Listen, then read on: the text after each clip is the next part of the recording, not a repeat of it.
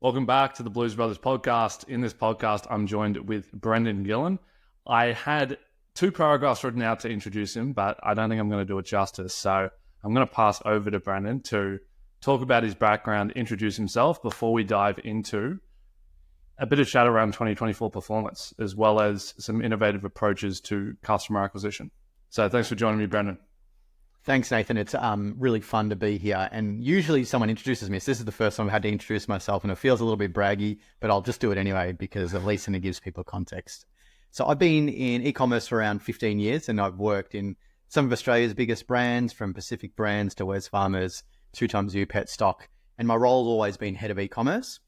3 years ago, I decided to put my money where my mouth is and launch my own e-commerce store. So I run a direct-to-consumer retailer called Fight Gear Direct. At the same time, I also launched a training academy, which is called the eCommerce Academy. So I basically wanted to practice what I preach and then teach what I practice, if that makes sense to people. And it's been a lot of fun because working with other entrepreneurs and running my own stores helps level me up so that what I'm teaching, I'm learning, and what I'm learning, I'm teaching, and it just seems to compound and help me get results. So yeah, that's sort of me in a nutshell and where I sit today. Yeah, awesome. I want to start this off by zooming out a little bit and asking a question that I've actually never asked before on this podcast, which is, how are you finding 2024 so far? You've obviously got your finger on the pulse when it comes to your own brand, which is a retail store, but you also have the academy. So you're looking at 100 plus different student stores and how they're performing, how they're going. How are you seeing performance so far?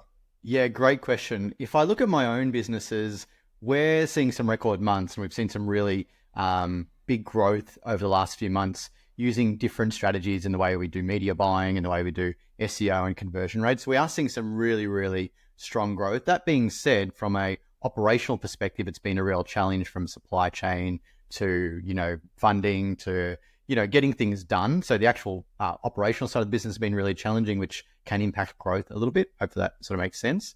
From looking at sort of the 100 plus stores that we look at all the time, it's been a mixed bag. We see some stores are growing really, really well, where some stores are really struggling. But what we're finding is the stores that are doing well are the ones that are continuing to iterate.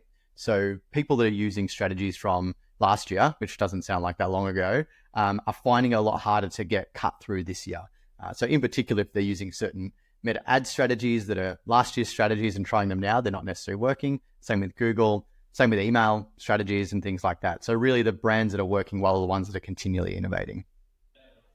Yeah, perfect. I'd say that we're probably seeing the same thing as well, is that those brands that are doing the same thing that they've been doing over the past 2 years are getting crushed and are seeing 20, 30% reductions in top line revenue, whereas those that are continuing to stay on the edge and being a lot more strategical and thoughtful with where they're allocating their ad spend, as well as just their focus in general, are actually seeing year-on-year growth. We have 40 to 50% of our client portfolio is up considerably year on year, and is doing better months than they were doing back in COVID. And so I think this year, maybe next year, maybe even the year after, it's going to be a really good opportunity for strong e-com operators, I feel like, to flourish, where a lot of the weaker operators that maybe caught in their ways or aren't on the forefront or aren't really deep in the technical details of what they're doing and where they're focusing on and continuing to stay on top of content, learn, evolve, they're the ones that are probably going to see a continued decline. Yeah. Yeah, 100%. With that, and I guess what I see there, and I completely agree with you, is that sometimes they're a bit too scared to change what they were doing because it used to work, and they think that it's going to come back, but it's not. So it's like you got to move, you got to shift and pivot. Yeah, there's also the fact that during COVID, a lot of brands could almost do anything and they would print money. Yeah. It was really a money printing machine at the time because everyone had so much free disposable income. Everyone was turning to online. Demand online went through the roof, and CPMs and costs didn't really follow. At least there was a little bit of a lag there. And so there was a huge opportunity where anyone could almost launch a store. And if the product was positioned well, they sort of knew what they were doing, they could be profitable out of the gates. And even if they were sitting at, let's say, 5 to 10% net profit, it was a good little side business to be running during COVID, especially when you're working at home all day. And then you start to see CPMs raise, everything gets a bit tighter, you move into 2024, and that 5 to 10% net margin squeezes down to zero very quickly. with just some poor allocation of ad spend or some overinflated OPEX. You brought maybe a few too many people on, or you went into a warehouse that was projecting way too much growth. And now you're in a really sticky situation where you're looking at the landscape, and maybe now you're doing the upskilling. Now you're saying, okay, how do I run a strong EDM and retention strategy? How do I innovate on acquisition? Do I need to be testing more creative? You start to look at all of these different lanes. So I feel like that's the period that we're in at the moment. Yeah, completely agree. And I think what tended to happen then was there was also expenses creep. So people were thinking like it was always going to be like this. And often, new operators to the space, they start stacking their expenses and realizing, okay, the glory days aren't always going to be there. And then their expenses creep up and they can't get rid of them quick enough. And, really their profitability just completely declines. Yeah, this is exactly what someone said to me the other day. Someone from another agency actually said this to me, which was that we as an agency consult now across the entire P&L. And I was talking to him about how OPEX is super overinflated for a lot of these brands who had really, really strong COVID numbers, and then they saw this decline. And he said, oh, well, that's easy for you guys because you just tell them reduce their OPEX. And I said, I wish it was that easy. But OPEX for e-com brands is generally warehousing costs and people. Two things that you cannot get rid of easily. Most people do not want to reduce their team. It's very difficult conversations, and normally they're now reliant on the team. Or warehousing has enormous lease terms, which you can't just zap straight away. So I said, yeah, it's great to look at it and consult on it, but there's not really much you can do once they start to layer that OPEX onto their P&L. I think it was interesting because when e-commerce first started, and this was like a long time ago, it's like a low overhead business. We just sell online. We don't need retail presence. We don't need any of this sort of thing. But it's actually really couldn't be further from the truth. You need larger, footprint of, facilities. You need more staff. You need all these things. So that the idea of low overheads is completely gone. Yeah, for sure. In terms of KPIing performance at the moment, how do you approach KPIing both your own brand on a day-to-day as well as a monthly basis? What kind of reports are you pulling up? What's your North Star? And then what are you advising on for all of the brands within your community? So in terms of a North Star for our business, we look at profit and contribution margin all the time, right? So we look at that as best as we can on a daily level, making sure that we are profitable every single day. Okay, so that's sort of our first metric. That's our metric to make sure we maintain a business. In regards to growth of a business, we look at cost per acquisition and customer lifetime value. They're the sort of two keys that we look at in both my businesses as well as the guys that we teach in the academy. And that's really important for us because we look at that across the entire media landscape, whether it's paid media, whether it's earned, or whether it's SEO. And we look at it overall. So whatever sales we make for the day, we look at how much we've spent, and then we look at what it costs to get a new customer. So that's sort of the first metric. So a bit like an MER metric from a daily level. Then what we look at is what the retention rate is of those customers in our lifetime value. So, if we have customers that's coming back every 3 months, we now know, what we can invest in to get a new customer. So that's sort of our cost per acquisition. So in terms of four metrics to look at is contribution margin, making sure we're making money, making sure that we're acquiring customers at the right rate, that they're spending enough with us over time, and that how much it costs us to get a new customer. They're sort of the metrics that we look at a very daily level. Yeah, so you're looking at contribution margin daily. Absolutely. And some of that is calculated contribution margin, not necessarily real contribution. So obviously we don't get a reconciliation every single day. Otherwise my bookkeeper would lose their mind. But we put our expenses in there. We put our projected overheads. We put our projected, expenses in there, and we can sort of, and as well as our margins, and we can sort of understand what our contribution margin would be for that day. But obviously at the end of the month, once we do the roll up, we can see what our real contribution margin is. And it's not too far off, to be honest. Yeah. And when you're looking at lifetime value, what time period are you looking at for LTV? So in our store, it's around actually 9 months. So every store is completely different because, if you think I've got a client who's a coffee brand, and so their lifetime value is they look at when their next purchase is, so frequency of purchase. So their next purchase might be 3 to 5 weeks. Whereas our brand, where we sell like boxing gloves and shorts and things like that, we're finding it can be anywhere between 9 and 12 months.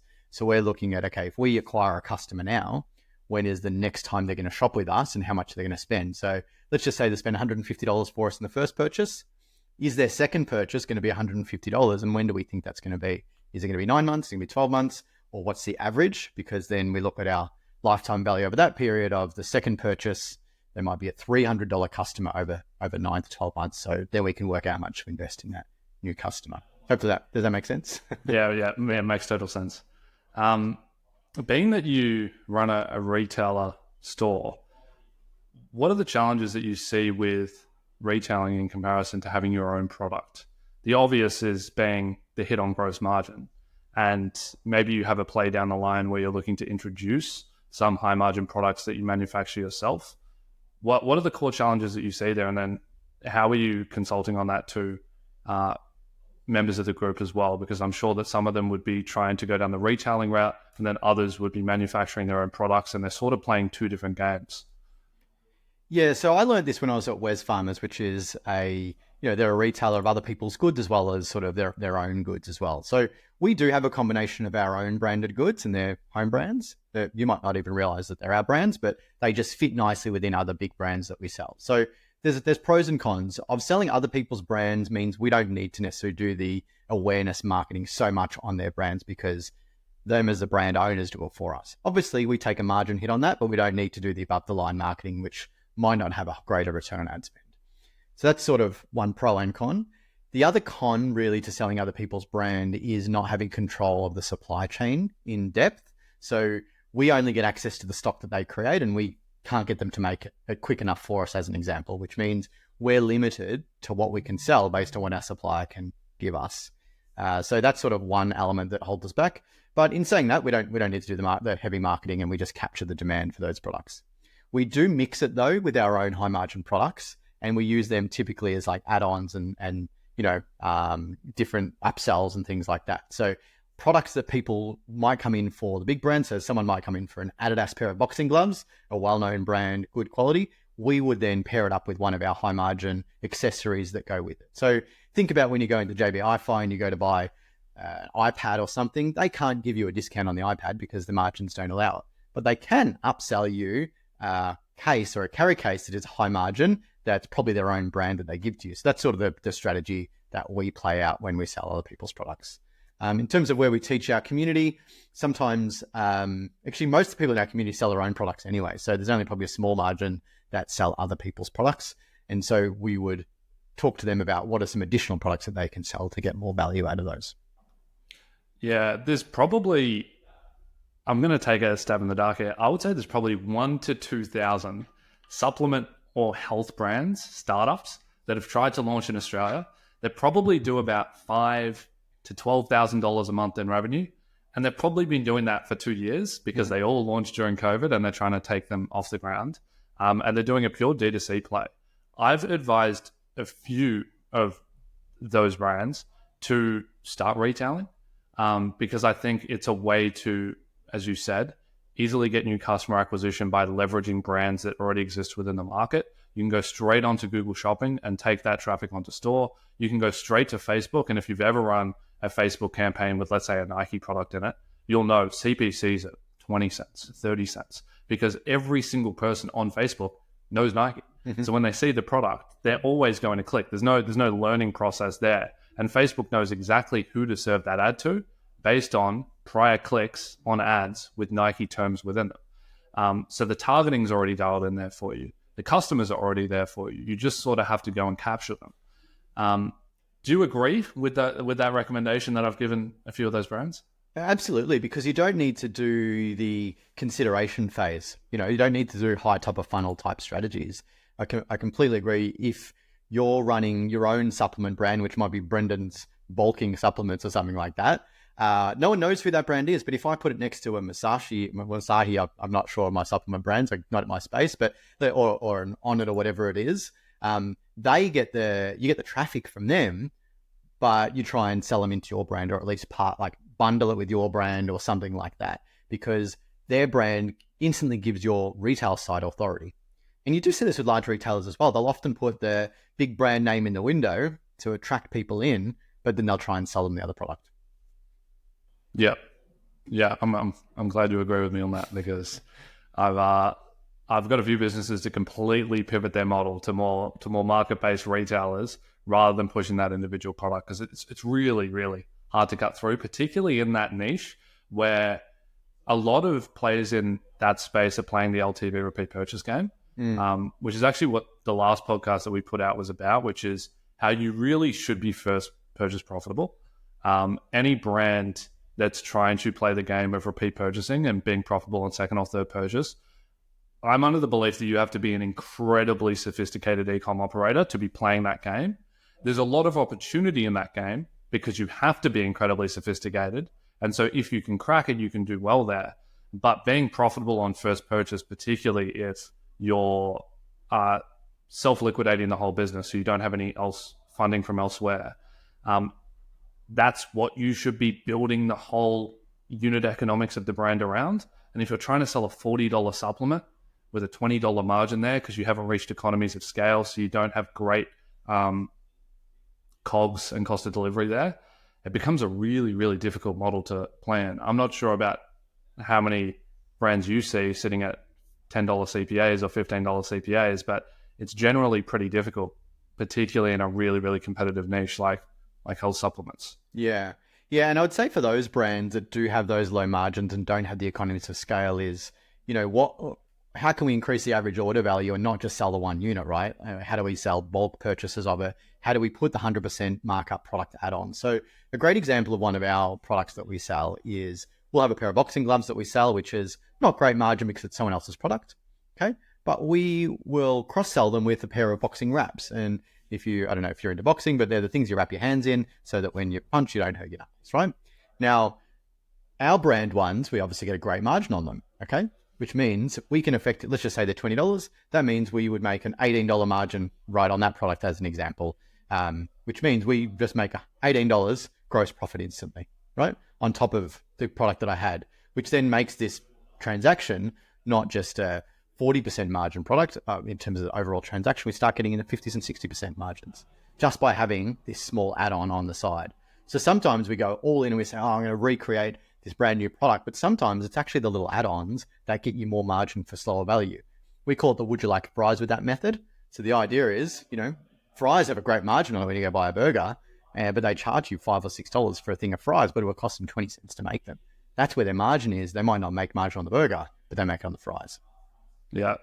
Yeah. I was talking about this in another piece of content where I used to sell patio heaters in the US during COVID, and I was selling patio heaters at 1.2 thousand per unit. But the margin on the patio heater was less than the patio heater cover that got upselled in the post-purchase flow. Yeah. And so there was more contribution margin on the $120 cover than there was on the $1.2 thousand patio heater because of all the shipping costs associated with shipping a product that big. Yeah. Yeah, it's a hack that not many people are doing, right?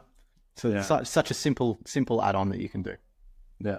I think it really comes down to just knowing your numbers and really understanding contribution profit at a product level, which is something that most e-com operators don't want to do because they're more product-orientated people. Yeah. They come into e-commerce with a product, an idea that they want to push. Yeah. And the second you start to drill in financial accounting, it's I don't want this. Yeah, it's funny you say that. So in our e-commerce academy, the very first thing that we get people to do is what we call our e-commerce economics.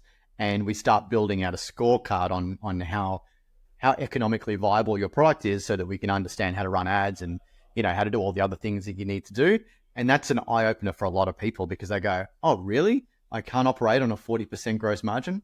Not easily. No, you can't, right? So then we go, well, how do we fix that? Do we have to increase your price? Do we need to get better buying abilities?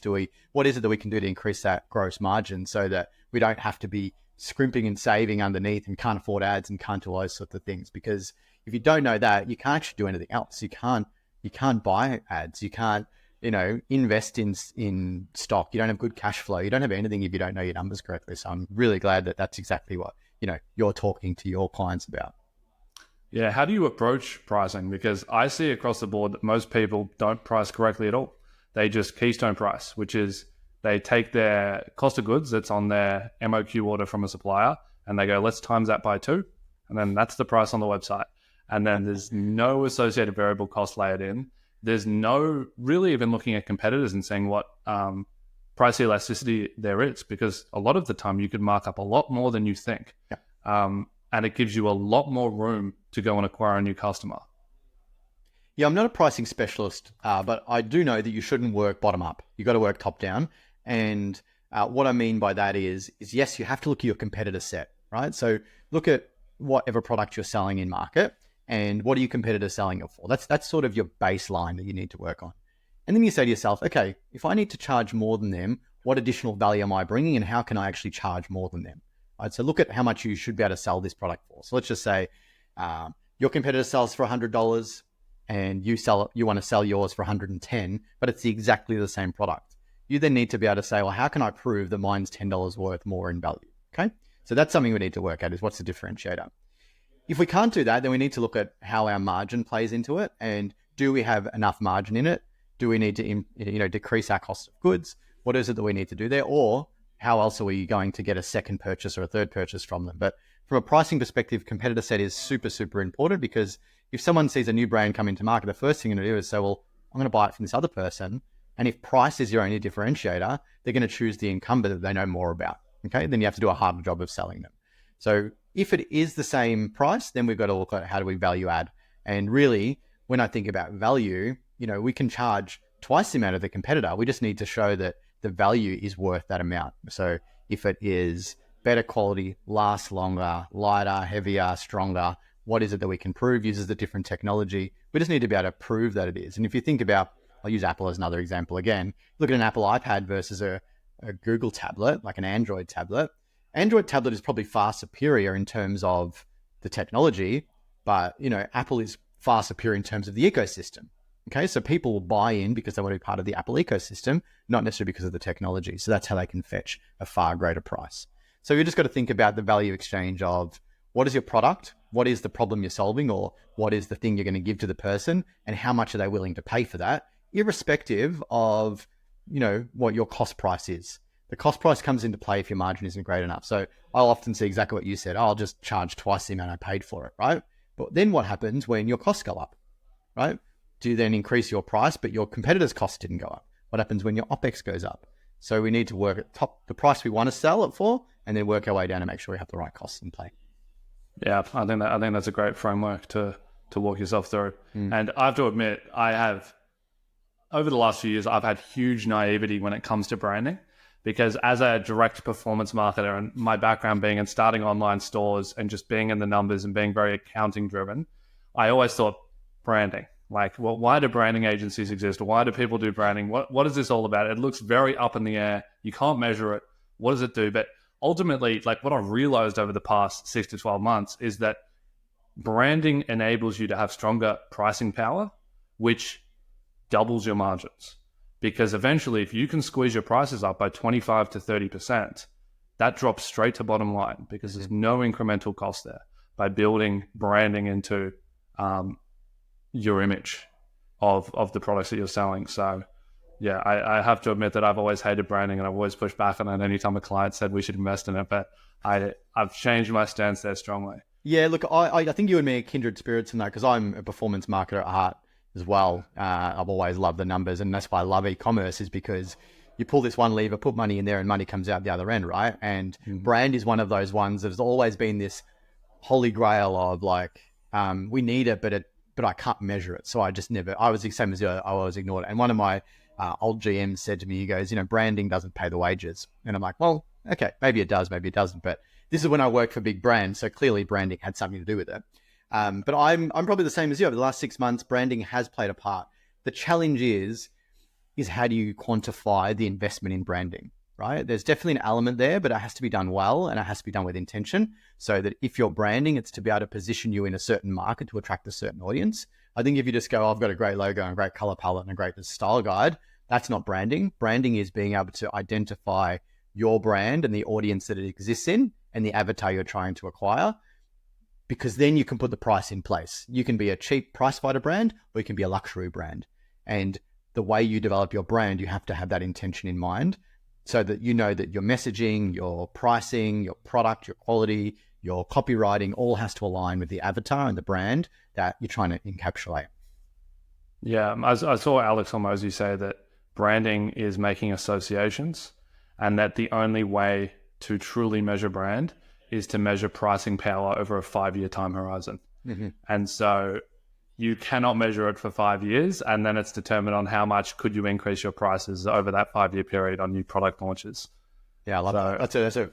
He's a smart guy. Yeah, I thought that was a good frame to look through.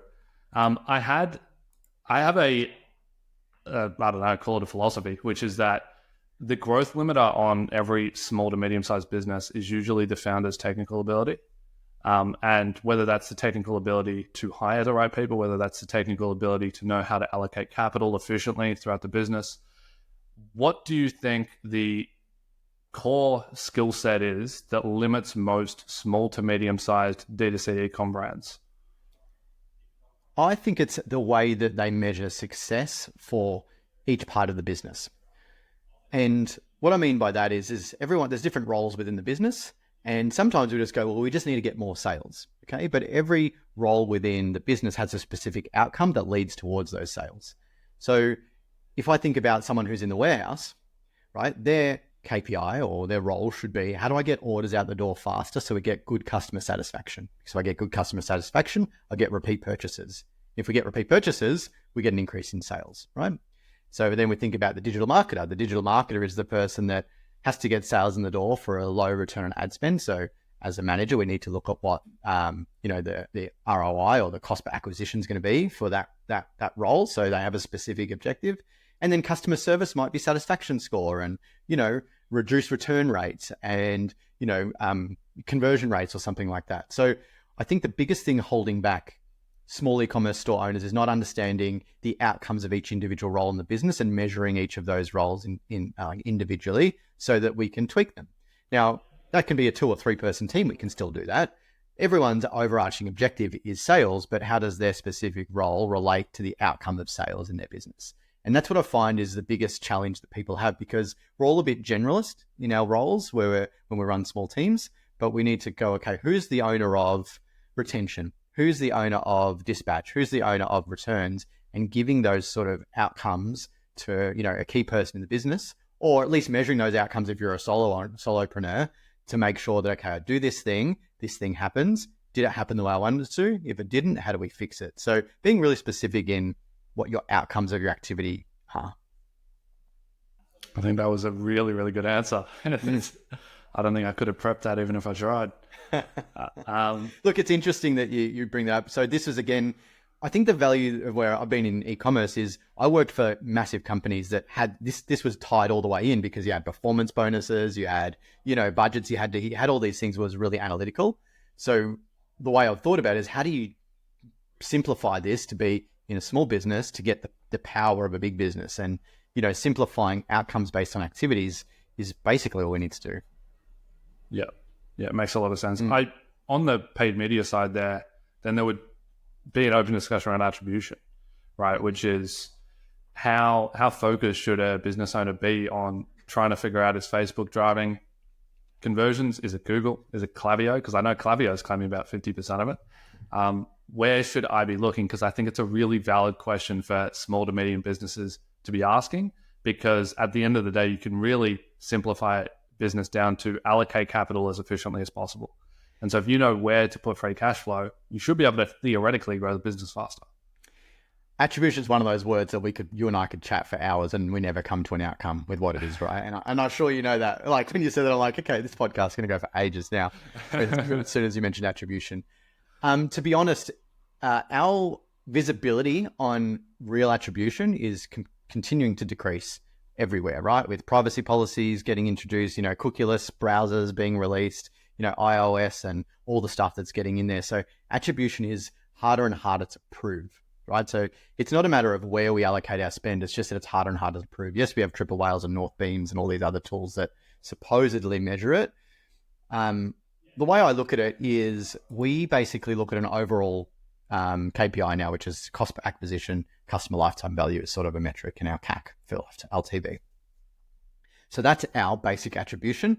And what we basically do is, if we're reduce spend in one channel and that comes down or goes up, then we need to increase spend in that channel. We don't necessarily go deep in anymore into each of the channels like we used to. We used to do that, like, okay, Google ads is bringing in this, Facebook ads is bringing in this, Klaviyo is bringing in this. Okay, do more Facebook ads, do more Google ads. But we found that they work so closely together that we just need to look at the overall cost per acquisition and just make sure that meets within our standards. And if it does, we just keep spending money on all channels and we just keep growing and growing and growing. And then within the channel, we might look at those metrics at a platform level, but we can't really trust those. It was interesting. I seen a study that someone did recently is they turned off their Google ads, right? Because they said, oh, it's not working. But what happened was their Facebook ads then started underperforming when their Google ads went off, right? But when they looked at all the attribution metrics, none of that made sense. They turned the Google ads back on, Facebook ads improved again. So we don't know what the correlation was there, but when we look at the stats, that was a clear correlation, but we don't know what the causation was of that. But they noticed that when Google ads went off, Facebook ads died, and then vice versa. So in order to answer your question, we just measure attribution at one or two metrics, which is the cost per purchase or cost per acquisition, as well as our lifetime value, either increasing or maintaining is sort of the way we look at it. Yep, I agree absolutely with what you said. That's exactly how we measure attribution internally as well. And we normally look at LTV to CAC. I think it's one of the best examples of, are you profitable, yes or no? And then off that, what should your OPEX be based on your LTV to CAC ratios? You can pretty easily pull into a full P&L. The one thing that I really don't hear, let's say Australian e-com agencies or many people talking about, is incrementality testing across platforms. I don't really see anyone doing it. I haven't seen any resources on it. We have a few resources internally that we use where we'll do incrementality testing on a platform level to determine, is increasing Facebook spend driving incremental profit to the business? And you can do this, anyone could build this right now. It's very simple. Just pull out order export on Shopify of daily orders, daily new customer revenue, daily returning customer revenue, because there might be correlations between those. And then put that into daily spends across both platforms, and then measure correlation, do t-tests, do statistical analyses based on the relevancy and revenue uptick in proportion to spend uptick. And you can immediately get validation on whether a platform is going to drive incremental revenue or not. Because I see a lot of brands that go and drive Facebook spend up because Facebook looks good. But as you said, a lot of Facebook is just retargeting Google traffic. Google traffic is so high quality, and Facebook knows that, and it can see the reference domain, that it will just go and heavily prioritize Google traffic. Because the algorithm is looking at individual users and going, okay, people that come from Google convert 10x better than anyone that comes from any other data source. Let's just retarget those users. Even in cold targeting, we'll just pick them up anyway. And so you end up with this overinflation and attribution on Facebook. And business owners that are trying to get into the ad account will go, okay, let's just increase that. And they see no incremental uptick on top line revenue, particularly as well, because they might be baselining their performance against an average metric. So they're going, we want to average a 4 mer, but right now they're sitting at a 6 or a 7. They go and start scaling spend. MER starts trailing down to a 5, but they don't realize that the incremental spend increase for the revenue generated is not profitable. You spent an extra 1,000. You only generated an extra 1,000. That's a 1 MER. You shouldn't have done that trade. But because they're looking at averages, they end up just driving losses to the bottom of the P&L. Yeah, I can't say I've done it. You're right. I'm not seeing many Australian brands doing incrementality. I love that. That makes so much sense, doesn't it? Like, there's sort of this, and this is where in-platform reporting can really throw you off, because, you continue to spend up on the platforms you think are working, but it's just scooping it from the bottom. Yeah, I completely agree with that. We've been looking at a lot around measuring sort of frequency of ads to try and work out which part of the funnel they're at, because if they're seeing them more regularly, then they're obviously bottom of the funnel. If they're seeing them less regularly, then we're top of the funnel, and making sure that we've got that sort of good mix in there to making sure that we're getting enough revenue from the top and not just getting it all from the bottom of the funnel. So yeah, plays out to that little metric you talked about, which I'm going to take that one from you and try it myself. So thank you for that. Yeah, I've interesting observation. Frequency in almost every single ad account is up enormously. It's almost the thing that I'm talking about in every audit now, which is that any big brand that I audit spending over $100,000 a month in AU and Z geos, frequency is at like a 7 over a 14-day period. And I'm looking at the account, I'm saying this is all retargeting. You're just targeting the same people. And the issue with a lot of Australian and New Zealand brands, which I don't think many people know, is that you tap out the total addressable market pretty quick if you're spending $100,000 a month on Facebook. And all you have to do is spend about, I think that it's about 700, 800,000 in historical spend, and you'll target 11.1 million people. Yeah. And that's half of Australia, and Facebook won't want to target any more than that. They'll deem the other half of Australia as completely irrelevant, and they won't want to target it. And so then you just go and start targeting the same people over and over and over again. And so I think that's, we're sort of going off topic here, but I thought I'd mention that anyway, which is that. No, it makes sense, especially we've got a small market, only 25 million, 26 million people. But it also proves, I guess, it proves that the ad inventory is getting sent out a lot more. And I notice this on Instagram a lot lately, is every second story now is a sponsored ad, right? It feels like it used to be every fifth story used to be like a sponsored ad, but now I'm seeing like every second and third. So we're seeing that the inventory is definitely getting pushed out a lot harder, which makes sense of why the frequency is up, right? And what that means is we're seeing that people's creative is fatiguing as quick as it would on, say, a TikTok. We're seeing it fatigue just as quick now on Meta as it used to. And the demand for unique creative is getting higher for sure. Yeah. Switching gears a little bit, have you seen any innovative approaches to customer acquisition or retention this year? I don't think innovate in terms of like crazy technology. We'll talk about AI in a minute. But in terms of the way strategies are working, I think there's a mindset shift in the way we think about using AI and your media strategy and even your planning strategy. And we're seeing that the AI that's being baked into sort of all the media tools is getting really good.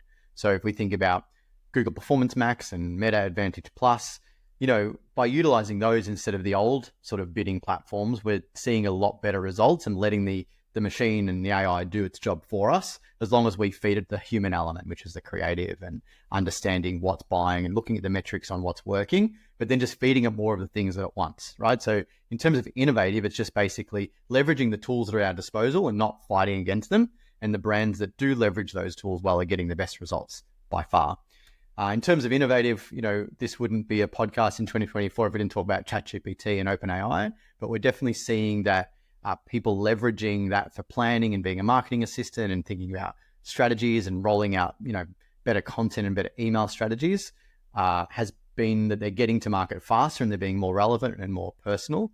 One of the members in my community, they have tied in ChatGPT as well as understanding customer profiles to personalize emails to people. That's been really powerful. So they're using OpenAI, they're using Airtable, and they're using Klaviyo to capture people's information, sort it in an Airtable, rewrite it with ChatGPT, and then feed it back into Klaviyo to create personalizations. We're starting to see that AI is helping with personalization as well. So there's a few things there that I talk about, but really the guts of it is leveraging AI and making sure that that's our innovative future, as opposed to sticking, with our own old school methodology and trying to do it our way. Got to lean on the tools that are there for our disposal. Yeah, that was a really cool idea at the end there. Particularly if you're collecting zero-party data on the pop-up form and you're tagging it at the user level, you can customize all the emails dependent on the individual user attributes. Yeah, and we're finding that because there is a bit of this same and creative is the only way to cut through, personalization is the other way to keep people, right? So if we can be personalized, and it's not just knowing when their birthday is, it's actually knowing everything about them and then tailoring something to their personal experience. And this company's product is very personalized. So knowing everything about the person and speaking to them in their language, so you're relevant, you understand them, a little bit like Alex Hormozi says, you found your audience, then you're going to get much better results, much better retention, much better profitability, CAC, all that sort of stuff. It's going to be, it's just the way to do it, personalization, and use AI to help you with that. Yeah. When brands are trying to look for new tools and they're constantly trying to be on the forefront, there's one thing that me and Sebastian, co-founder of Blue Sense Digital, always try to keep ourselves to, which is impulse control, which is that I've always got ideas running through my head. I'm going, let's launch 4 e-com brands next week. Let's launch a community group. I want to make a course. I want to do this. I want to do that. But at the end of the day, let's do the fundamentals that are going to make the business grow. And let's just focus on the one thing. And I find that personally really, really difficult because my mind's always in 100 different directions, but we've managed to be quite good at that over time. We always hold ourselves to impulse control. With that being said, I still think that there's almost this dance between you need to be on the forefront, you need to be learning, you need to be knowing what's working at the moment, but you also need to be sticking to basic business fundamentals and not going astray and always trying to chase a golden egg. So how do you approach that, particularly within your community group, where I'm sure there's people coming to you every day going, hey, have you tried this AI tool? Or, hey, have you implemented this? I heard that this is going to give me a 50 ROAS. What's your general advice for the average small to medium business owner?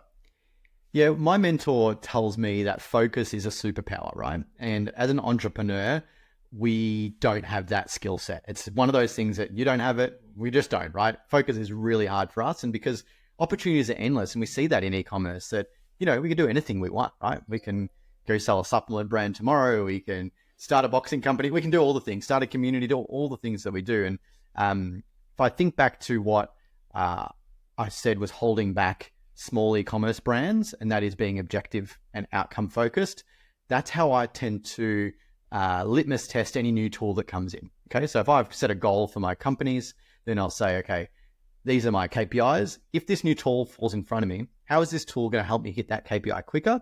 And is it going to take me off path, or is it going to keep me on path? And that's sort of how I look at it.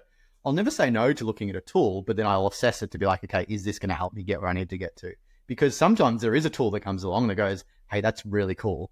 Maybe we'll leverage it. ChatGPT was an example of that, right? If we didn't look at that, then, I'd probably need to have 4 or 5 extra staff in my team. I don't need that anymore. But if I didn't look at it, then I wouldn't know that. So I guess the way I think about it is think of what you're trying to achieve. And is this tool going to help you get there quicker or cheaper or more efficient or better? And if it is, then go in on it. That's from a tools perspective. But in terms of like opportunities and things like that, we just want to try and swing ourselves back to what our original goal was and just keep working towards it, because consistency at the end of the day compounds. So if we keep doing the same thing for long enough, we're going to be successful.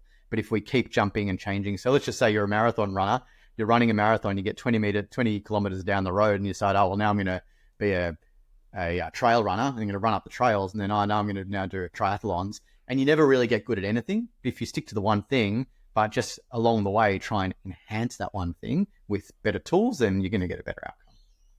Yeah, I couldn't agree more. Last question for you, which is, if you were going to give one piece of advice, if there was one thing that a small, medium-sized e-com business owner can take away from this podcast and go and apply today, what would it be? Just remember that success is guaranteed. The time that it takes is not, though. Okay, so if we think about all the successful brands in the world, and I've just finished reading Shoe Dog by Phil Knight, who's the founder of Nike. I don't know if you've read it, right? Amazing story, because Nike is a multi-billion-dollar company. It took him 13 years to even make a profit, right? So sometimes we look at these big brands and we go, geez, these guys are so successful. I wish I was like them. But we expect it to happen in the first 1 or 2 years. It takes them multiple years to get to that success. So if I think about the smallest brands when they're just starting out, is that it isn't going to be an overnight thing. And the people that do get overnight successes are a small percentage. I'm not saying it's impossible, but it takes a lot longer. But we just want to do the fundamentals well, be consistent, do the reps, and just get better and better. It's like going to the gym. If you want to lose weight, get fit, get strong, it's not going to happen overnight. You just got to put in the work. So really, that's what I think about brands is consistency compounds, like I said before, and success is guaranteed if you just keep doing the same thing for long enough. You're just going to get better at it. It just works that way. But if you keep chopping and changing, you're not going to get better at it. So really, it's just about being persistent, being focused, and just being laser focused on the end goal. All those 3 things are the hardest thing for any entrepreneur to do, I must say. But if you can get it right, then you're going to be successful easily. Yeah, I think that's a great piece of advice. It's pretty much focus on doing better rather than focusing on growth. Yeah. Where can people find you? So I have a YouTube channel now. So probably YouTube's the best place. So if you look up the eCommerce Academy on YouTube, it's probably the place that I'm at the most. Instagram, Facebook, LinkedIn, all the places. But yeah, just search me on there. YouTube's probably where I have the most fun right now, putting up videos every week and, teaching things about e-com, the insights of my stores, any new stores I'm starting, things like that. So highly recommend you. I think it's I think I have to say like and subscribe now as part of my everyday conversation. So you got to like and subscribe to my channel, and that I'll feel like a real YouTuber then. If you're watching on YouTube right now, I'll make sure to link Brendan's YouTube in the description below, and also like and subscribe to this channel. Thanks for coming on, Brendan. No worries, man. Great to have you. Thank you.